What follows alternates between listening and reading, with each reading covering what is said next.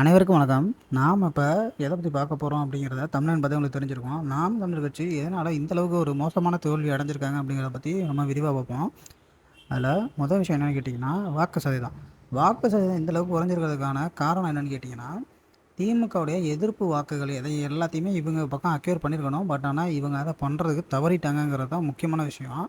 என்ன தான் திமுகவை எதிர்த்து ஒரு 2 வருடங்களுக்கு, அதாவது தாவேகா கட்சி ஆரம்பிக்கிறதுக்கு முன்னாடி வரையும் திமுகவை எதிர்க்க முடியுமா அந்தளவுக்கு பயங்கரமாக எதிர்ப்பு காட்டிக்கிட்டு இருந்தாங்க.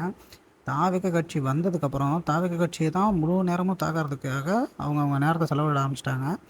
இதை நான் சொல்லி தான் தெரியணுங்கிற அவசியம் இல்லை.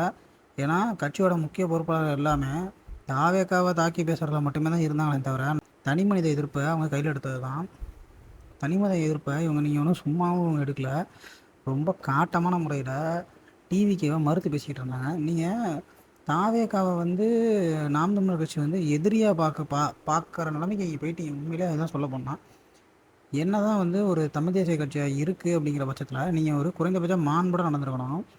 இதற்கு முன்னாடி வரையும் பிற மொழியாளர்களை மட்டுமே எதிரிகளாக பார்த்துக்கிட்டு இருந்த மாதிரி ஒரு பிம்பத்தை கட்டமைச்சிக்கிட்டு இருந்த பிற கட்சிகள் சொந்த மக்களே எதிரியாக பார்க்குற அளவுக்கு நீங்கள் பண்ணிட்டீங்க. நாம் இவங்க கீழே இருந்தோம்னா சேஃப்டியாக இருக்கவே முடியாது அப்படிங்கிற ஒரு முட்டாள்தனமான விஷயத்த மக்களுடைய மனதில் நீங்களே விதைச்சிட்டீங்க. தேர்தலுக்கு முன்னாடியும் சரி, தேர்தலுக்கு அப்புறமும் சரி, ஆதாரமற்ற குற்றச்சாட்டு வைக்கப்பட்டாலும் அதை நீங்கள் காதில் வாங்கிக்காமல் இருந்திருக்கணும். மக்களுக்கு எப்பயுமே ஒரு கட்சி மேலே வெறுப்பு வரக்கூடாது. அப்படி வெறுப்பு வந்துருச்சு அப்படின்னா அதை நீங்கள் திரும்பி ஒரு நல்ல விஷயமா மாற்றுறதுங்கிறது ரொம்ப ரொம்ப பெரிய கஷ்டம். ஏன்னா ஒரு சண்டையில் ஒரு 2 ஆண்களோ இல்லை 2 பெண்களோ சண்டை போட்டுக்கிட்டாங்க அப்படின்னா திரும்பி அவங்கக்கிட்ட பேசுகிற சதவீதங்கிறது ரொம்ப ரொம்ப கம்மி. என்ன காரணம்னா, இவன் நம்மளை மட்டமாக பேசிட்டான், இவன் நம்மளை அசிங்கமாக பேசிட்டான், இவன்கிட்ட நம்ம இதுக்கு பேசணும் அப்படிங்கிற ஒரு மனப்பக்குவங்கிறது நமக்கு தானாகவே வந்துடும். நீங்கள் சும்மா இல்லாமல் எல்லாரையும் வாடா போடாங்கிறது, தகாத வார்த்தைகளை பேசுகிறது, இந்த மாதிரி விஷயங்கள் பண்ணும்போது மக்களுக்கு தானாகவே உங்கள் மேலே வெறுப்பு வந்துடும். அது மட்டும் இல்லாமல் ஒரு தனி மனிதனுடைய வாழ்க்கையை பற்றி பேசுகிறது தப்பு தான்.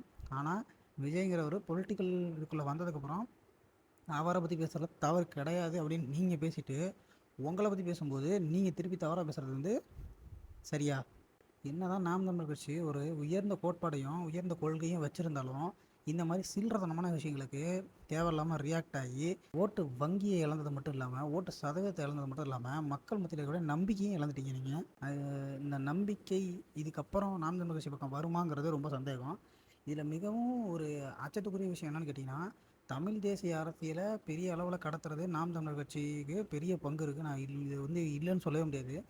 இப்போ இப்படி ஒரு ஐகானில் இருக்கக்கூடிய நீங்கள் ஒரு தனிப்பட்ட ஒரு நபரையும் அவரோட கட்சியையும் தாக்கி பேசி பேசி பேசி பேசி உங்களுடைய கட்சியே நீங்கள் அழிச்சிருவீங்களோ அப்படின்னு சொல்லி எனக்கும் பயமாக இருக்குது. குறைந்தபட்ச கண்ணியத்தோடைய செயல்படணும். அந்த கண்ணியத்தோடைய நாம் தமிழர் கட்சி செயல்படுதா அப்படிங்கிறது எனக்கு சில நாட்களாக ரொம்ப சந்தேகமாக இருக்குது. தவளை தன்வாயல் கெடும் அப்படின்னு சொல்லி ஒரு பழமொழி இருக்குது. அதே மாதிரி நம்ம நாம் தமிழர் கட்சி தன்வாயிலே கெட்டிருக்கீங்க அப்படிங்கிறது உண்மை. ஒரு நேற்று முளைத்த காளான் அதுதான் பார்த்திங்கன்னா தாவேகா. அந்த நேற்று முளைத்த காளான் ஒரு 70 வருட பாரம்பரிய கட்சியான திமுகவை சாட்சி விட்ருக்கு அப்படிங்கிறது தான் உண்மை. உங்களால் இந்த அளவுக்கு செய்ய முடியாததுக்கான காரணம் என்கிட்ட சினிமா பின்புலம் இல்லை அப்படின்னு சொன்னாலும் உங்கள்கிட்ட இருக்கக்கூடிய பயங்கரமான கோட்பாடு, உங்களுடைய தத்துவம், உங்களுடைய அறிவார்ந்த சிந்தனை இது எல்லாத்தையுமே நீங்களே திருப்பி ஒரு வாட்டி பரிசோதனை செஞ்சுக்கணுமோ அப்படிங்கிற மாதிரி ஆயிடுச்சு. ஏன்னா நீங்கள் வைக்கக்கூடிய அரசியலுங்கிறது இந்த மக்களுக்கு கொஞ்சம் கூட ஒத்து வராத அரசியல். ஏன்னா நீங்கள் பண்ணுற அரசியல் 600 வருஷத்துக்கு முன்னாடி உள்ள மக்களுக்கு பண்ணக்கூடிய அரசியல். இப்போ இருக்கிற மக்கள் இதை புரிஞ்சிக்கவே மாட்டாங்க. புரிஞ்சிக்கிட்டாலுமே உங்களுக்கு ஓட்டு போட மாட்டாங்க. ஏன்னா அவர்களுக்கு தமிழனை தமிழனாய் நம்புவதற்கே தயக்கம். இதுதான் உண்மை. நாம் தமிழர் கட்சியோட குறிப்பிட்ட செயல்பாடுகள் நான் தமிழ் தேசியத்தை குலைக்கும் விதமாக இருக்கான்னு கேட்டிங்கன்னா கண்டிப்பாக இருக்குதான். ஒரு வீடியோவில் கூட பாரிசாலன் சொல்லியிருப்பார், இந்த தமிழ் தேசியத்தோட வெற்றிங்கிறது ஆரம்பித்து ஒரு 5லேருந்து 10 வருடங்களுக்குள்ளே வந்திருக்கணும், இது இவ்வளோ தாமதமானதற்கான காரணமே பார்த்திங்கன்னா நாம் தமிழர் கட்சி அப்படின்னு சொல்லியிருப்பார்.